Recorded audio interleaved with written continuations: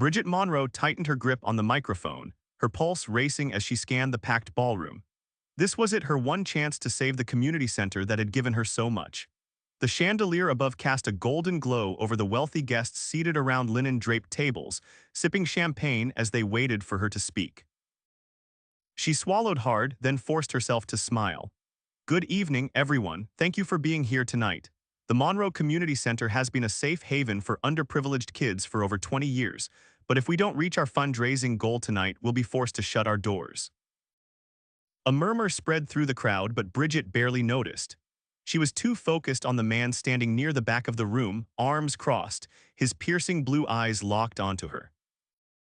Kieran Lancaster. She'd read about him in business magazines: self-made millionaire, ruthless investor, owner of Lancaster Enterprises. He was the kind of man who could change lives with a single check. But why was he here? Bridget pushed forward, her voice steady despite the nerves twisting in her stomach. "Every dollar tonight goes directly to after-school programs, meals for children in need, and scholarships. We're not just asking for donations, we're asking you to invest in something that truly matters." The applause that followed was polite but brief, and as the bidding for auction items began, Bridget stepped off the stage, exhaling slowly.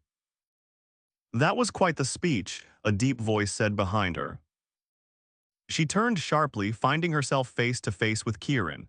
Up close, he was even more intimidating: tall, broad-shouldered, his tailored suit fitting him like a second skin. "I hope it was enough," she replied, meeting his gaze.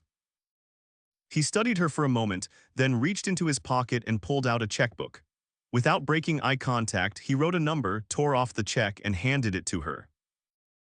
Bridget's breath caught as she glanced at the figure: $100,000.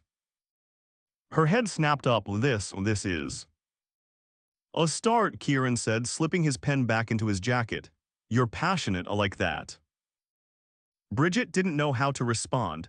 The largest donation she'd received before tonight had been $5,000. This was life-changing.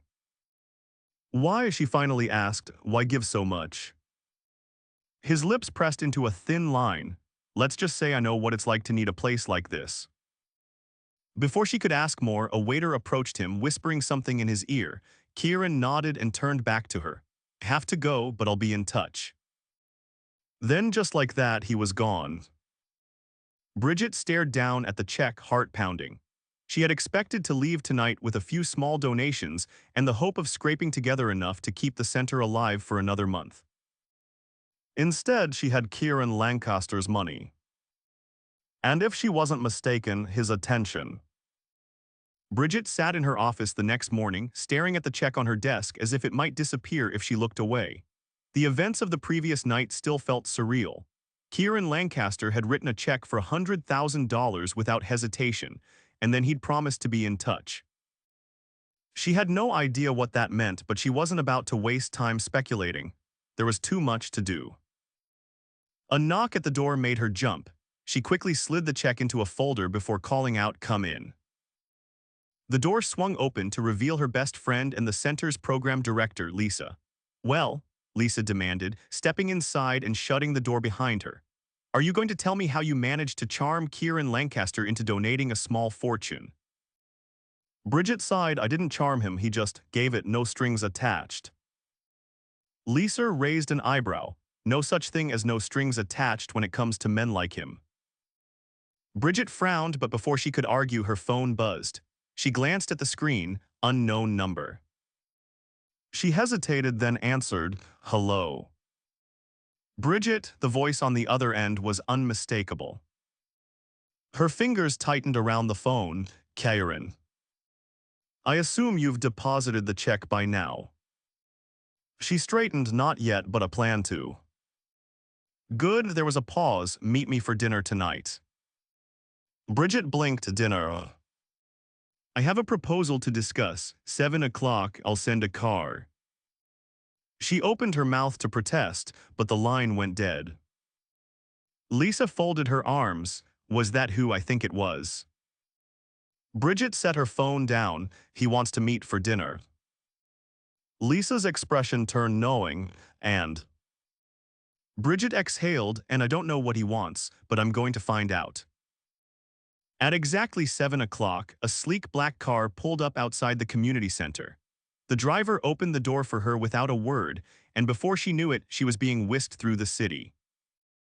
The restaurant was nothing short of breathtaking floor-to-ceiling windows overlooking the skyline, tables set with crystal glassware, and an air of exclusivity that made her feel out of place the moment she stepped inside.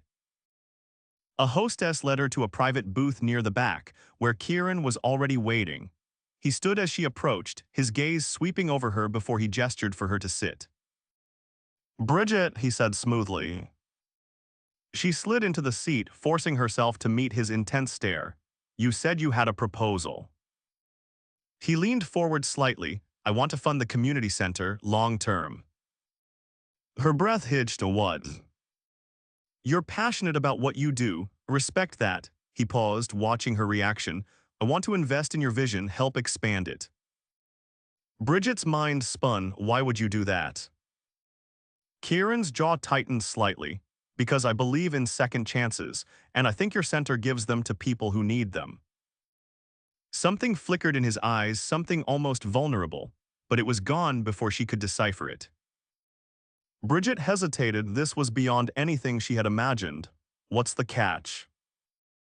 Kieran's lips quirked. "Smart like that." He folded his hands on the table. "No catch, just one condition." She braced herself, "Which is?" "I want you to work with me on it, let me be involved." The request threw her. "You want to be involved?"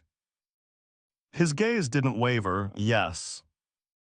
Bridget barely knew him, and yet something about the way he said it made her believe he wasn't offering out of charity. She took a deep breath. "All right, let's talk details." Kieran nodded, and for the first time that night, she thought she caught the hint of something unexpected. "Well, satisfaction." Bridget sat across from Kieran, her pulse steadying as she absorbed his words. The weight of his offer settled over her like an unexpected storm, powerful, all-consuming, and impossible to ignore.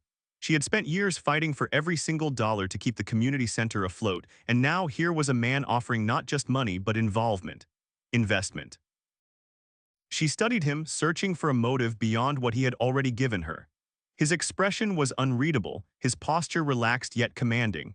The soft flicker of candlelight from the table's centerpiece reflected in his eyes, making them appear almost darker. "What exactly does involvement mean to you?" Bridget asked carefully, refusing to be swept away too quickly. Kieran's lips twitched slightly, but it wasn't amusement, it was something more measured, deliberate. "It means I don't just write checks and disappear. I'll have a say in how things are structured, how the funds are distributed. I don't make blind investments, Bridget." Something about the way he said her name sent an unfamiliar shiver down her spine, but she pushed it aside. "So, you want control." "I want efficiency." He leaned forward, resting his forearms on the table. "You're clearly passionate, but passion doesn't always translate to sustainability. I can help with that."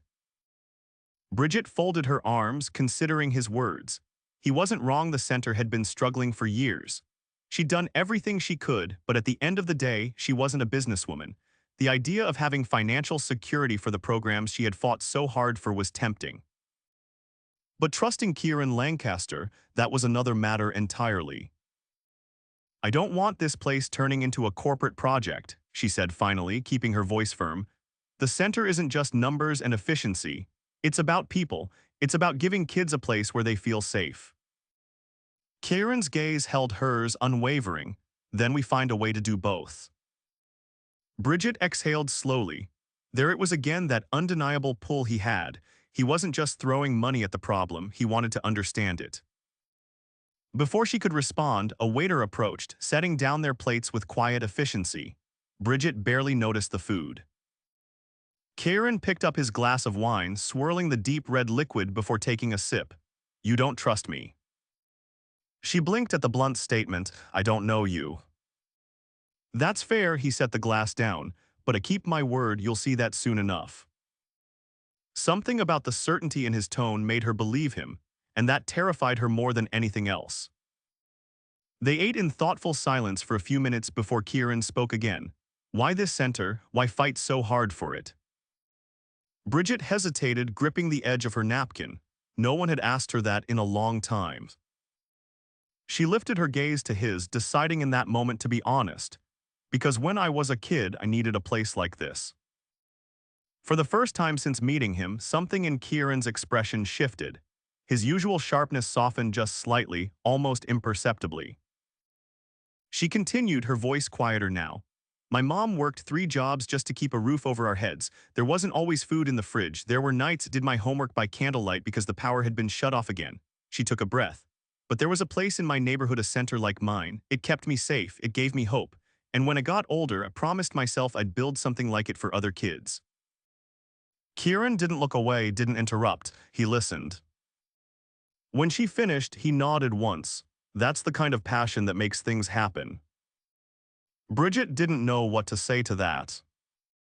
The rest of the dinner passed in a strange kind of truce, one where neither of them fully trusted the other, but both recognized the potential of what they could build together.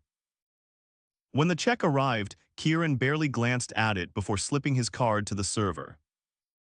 Bridget shifted in her seat. I could have covered my half. He gave her a look that made it clear the idea was absurd. I invited you. Pay. She decided not to argue. Outside, a chilly breeze wrapped around them as they stepped onto the sidewalk. The city lights stretched out before them, glittering and endless. Kieran turned to her.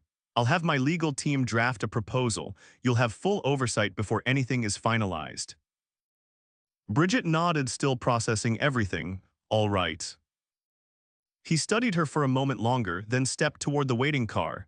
Just before he got in, he glanced back. This is going to change everything, Bridget. And then he was gone, leaving her standing there with the feeling that she had just stepped into something much bigger than she'd ever imagined. Bridget stood in the middle of the newly renovated community center, taking in the sight of fresh paint, upgraded classrooms, and shelves stocked with supplies she once could only dream of affording. It had been weeks since Kieran's initial offer, and in that time he had followed through on every promise. And yet, it wasn't just the center that had changed. She turned, sensing his presence before she even saw him. Kieran leaned casually against the doorway, his crisp shirt rolled to his elbows, his gaze fixed on her as if she were the only thing in the room worth looking at. You approve? He asked, his voice low but edged with something deeper. Bridget exhaled, forcing herself to focus. It's more than I ever imagined. That wasn't just true for the center. Somewhere along the way, their partnership had blurred into something else entirely. Late nights spent discussing expansion plans had turned into lingering glances, into moments that crackled with unspoken tension. And no matter how hard she tried to tell herself that Kieran Lancaster was just a businessman backing a cause, she knew better. Because when he looked at her like that, it wasn't about business at all. He took a step closer. You built this, just gave it the foundation to stand stronger. She swallowed, her pulse quickening. That's not all you did. His expression shifted, something unspoken passing between them. He reached out, brushing a strand of hair from her face, his touch lingering just long enough to make her breath hitch. I didn't expect this, he admitted, his voice quieter now. Bridget knew what he meant. She hadn't expected it either. Hadn't expected the way he had unraveled parts of her she'd kept guarded for years. Hadn't expected that a man who lived in a world so different from hers could make her feel like she belonged in it. She took a step back, needing space to think, to breathe. Kieran, this started as a business arrangement. His jaw tightened, but he didn't move away, did it? She opened her mouth to respond, but the words caught in her throat. Because the truth was, she didn't know where the business had ended and where this whatever this was had begun. Kieran exhaled sharply, running a hand through his hair. Tell me you don't feel it.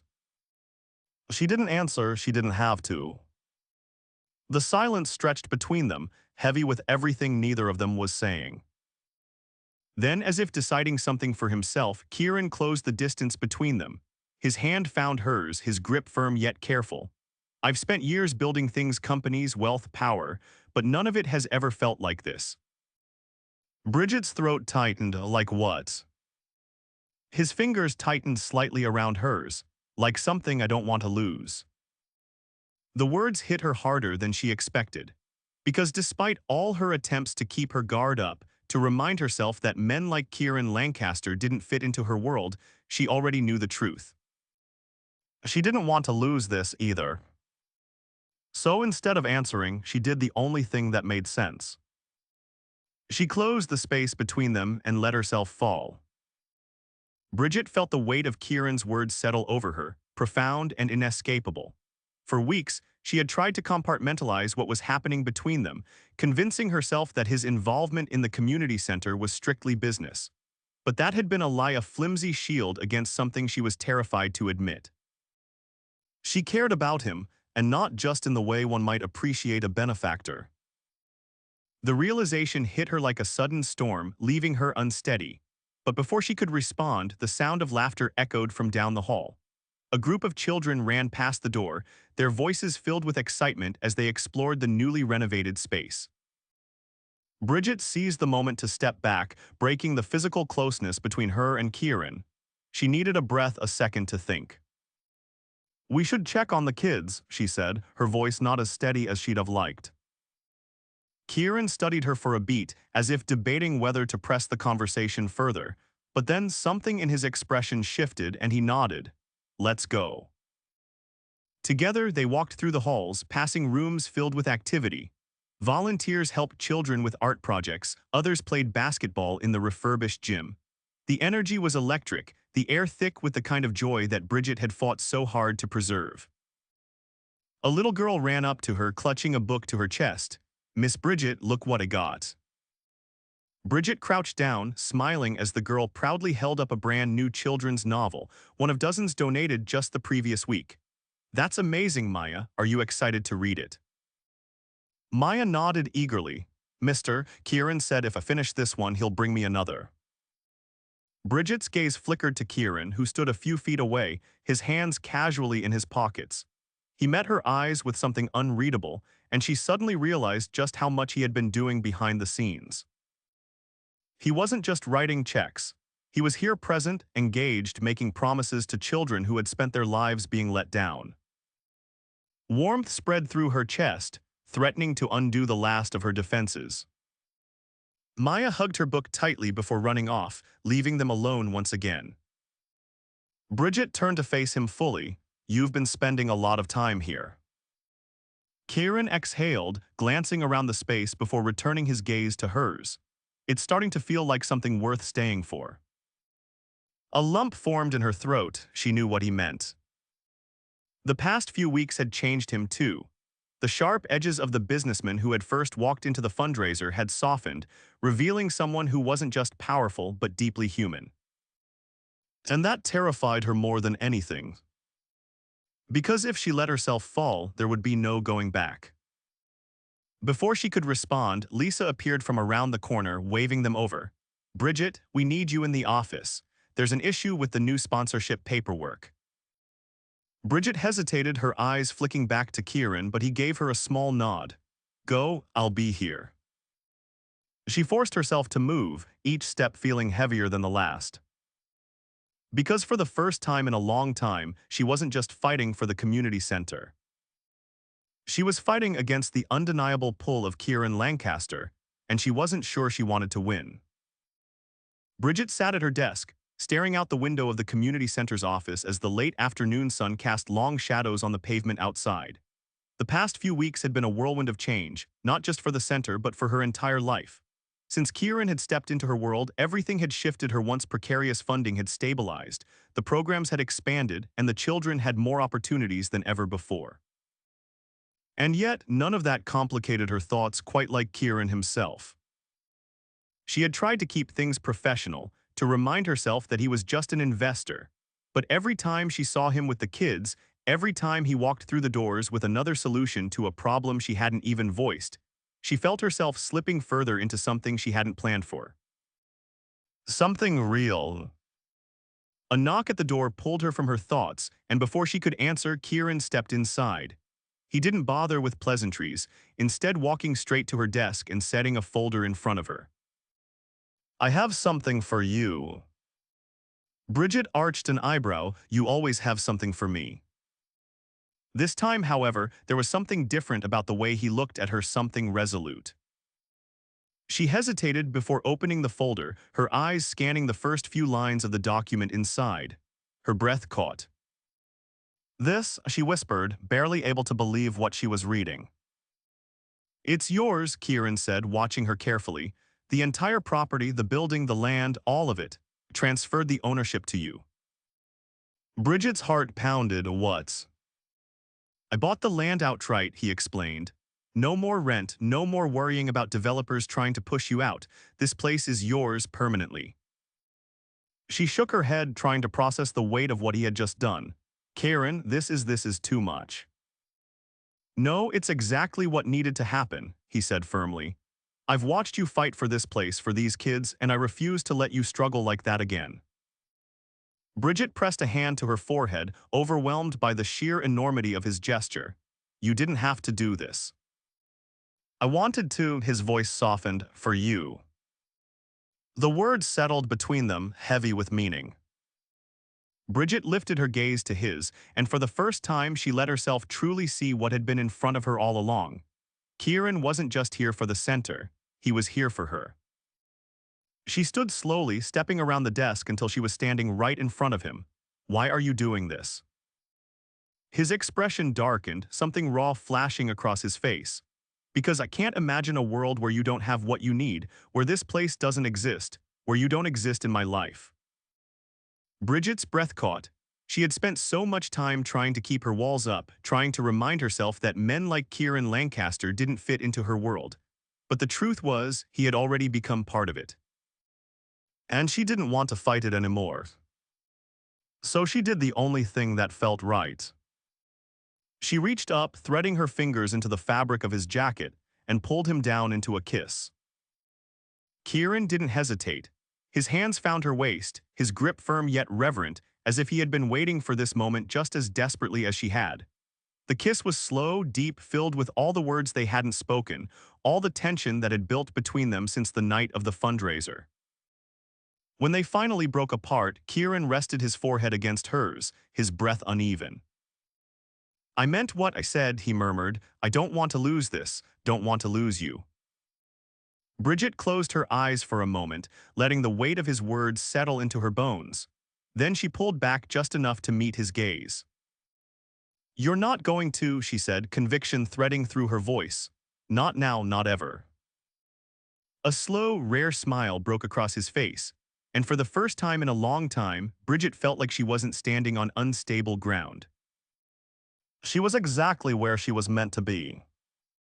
With him.